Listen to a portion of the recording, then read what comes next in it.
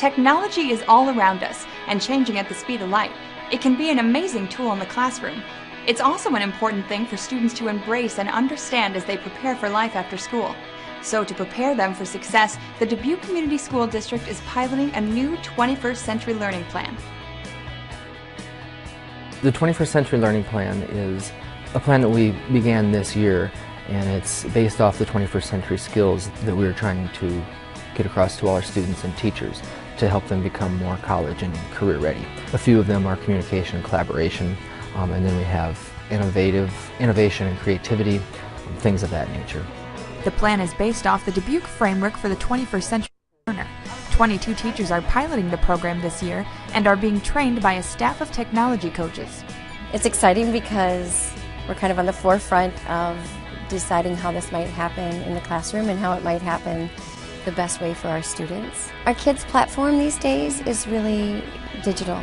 Most of their communication is happening on the internet, on their cell phones, and it's not going anywhere. I think that we need to tap into those resources and those tools, the things with which they're already familiar, to help them become better learners. And we just cannot cling to pen and paper anymore.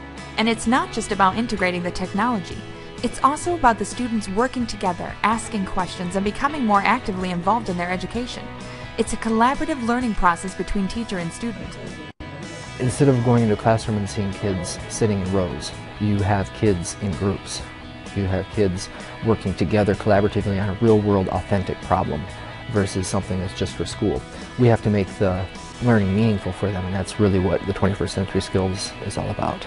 As the teacher, it's been very useful because it's encouraging me to think of new ways that I can help my students grasp concepts and communicate better. In blogging, for example, the kids, they don't balk at going to a blog and writing what they think about a certain subject. Whereas if you have them dragging out a journal and a pen, you kind of get the moans and groans and like, I got a journal again. And you get them in a blog and they just go because they're so used to posting on Facebook and their fingers are used to, the communication from the mind to the fingers is they've already tapped into that. So when you get them going on a blog, it's just a natural response.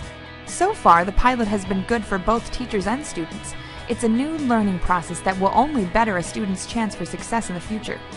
It's learning at its best because almost no one learns in isolation. Learning at its best is in community, and because the 21st century skills are, for lack of a better word, forcing us to use the technology as a learning tool, it is getting us away from an orthodox way of teaching that was established during the Industrial Age.